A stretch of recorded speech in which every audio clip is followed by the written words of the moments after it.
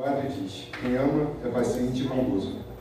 Quem ama não é ciumento, nem orgulhoso, nem vaidoso. Quem ama não é grosseiro, nem egoísta. Não fica irritado, nem guarda mágoas. Quem ama não fica alegre quando alguém faz uma coisa errada, mas se alegra quando alguém faz o que é certo. Quem ama nunca desiste, porém suporta tudo com fé, esperança e paciência. E eu queria começar dizendo que não vou alongar muito não, para não atrapalhar a logística do culto, mas eu pude falar aqui sobre vários mares. Eu sou filho do Vinícius, filho da Fernanda, agora já posso dizer que noivo da Carol também. E eu poderia falar sobre o milagre que Deus fez na vida do meu pai, recentemente, antigamente, e a vida toda. Poderia falar sobre o milagre que Deus operou de uma maneira assim, que eu nunca vi nada parecido na vida da minha mãe. Mas eu acho que hoje eu quero falar sobre a maneira que Deus agiu na minha vida. Eu cresci num lar que, de começo assim, era um lar com muita gente, né? Depois foi afunilando, ficando só eu e meus pais. E eu brinco com a Carol que a gente sempre que acontecia, nós somos assim, né, irmãos? Infelizmente, quando tá dando tudo certo, quando as coisas estão boas, aí a gente esquece de Deus, a gente esquece de falar, de orar, de ir na igreja. E eu brinco que quando as coisas lá em casa davam ruim, apertavam, a gente tinha um telefone, né, para ligar. Uma pastora que, por onde a gente passava, a gente falava: gente, lá na Rua dos Sábios, lá no Nataquara, onde na igrejinha que muita gente fala que é fundo de quintal, que não acontece nada lá. Lá o fogo desce, lá o fogo realmente existe. E aí, para falar do que Deus fez na minha vida, eu conheço a Carol há 4 anos, desde 2023.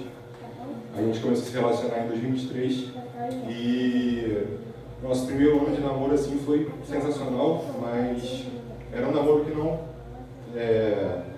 se sustentava na palavra de Deus, digamos assim, eu não seguia a Jesus como um casal. E aí as coisas lá em casa apertaram, né? O nosso telefone foi lá, falar com Deus.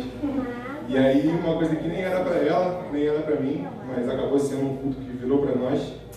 E ela disse que se nós não seguíssemos juntos no caminho do Senhor, o nosso relacionamento não andaria para frente, né? Não teria seguimento como deveria ter. E a Carol até então era de uma religião diferente, não da nossa, e aquilo soou como algo assim aterrorizante para a gente, porque na nossa cabeça, esse versículo que eu li para vocês, tudo isso acontecia com a gente.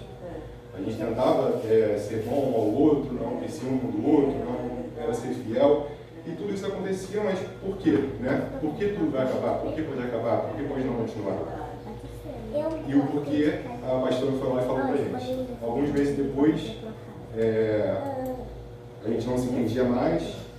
Irmãos, eu não gosto de terceirizar os meus erros, mas foi claramente algo espiritual, né, que aconteceu na nossa vida.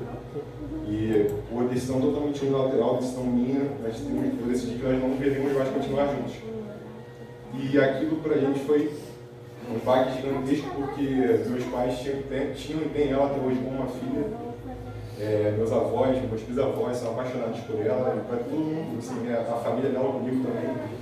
E foi um baque para todos nós, mas sabe quando você, assim, Deus fala: filho, não faz, não é assim o caminho. Mas você faz mesmo assim, eu fiz, eu com 19 anos, com a vida, com o mundo deslumbrado. E aí, nesse período foi onde eu mais me afastei de Deus. Né? Quando eu terminei com ela, foi quando eu mais me afastei de Jesus. Sempre fiz minhas orações, mas nem nesse período, nem isso eu conseguia fazer. Nem dobrar meu joelho no chão para falar como eu conseguia fazer. Mas concomitante a isso, meu pai pode falar até melhor que eu, mas foi o momento que Deus mais se fez presente da vida dela. Ela se tornou uma pessoa que ouvia louvores o tempo todo, que frequentava essa igreja aqui. Mais do que eu a trouxe aqui a primeira vez. Ela viu tudo isso que a gente viu aqui, ficou meio assustada de começo, mas depois ela foi se acostumando, e aí acabou que eu fui e ela continuou. E novamente as coisas apertaram em casa, E eu fui ficando mais próximo de Deus, e quanto mais, para encurtar, quanto mais próximo de Deus eu ficava, mais o meu coração ardia por ela de novo. Eu sentia que eu devia voltar atrás da minha decisão, mas não é simples assim. A gente sabe que nós somos humanos e falhos, então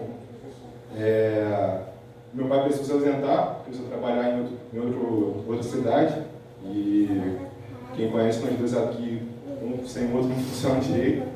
E a minha maneira de estar perto dele assim, era fazendo orações, e quanto mais eu fazia orações, que eu agradecia até Jesus na casa do meu pai, e eu ouvia o nome dela falando no meu ouvido, eu falava, né? E sentia no meu coração que ele devia voltar atrás.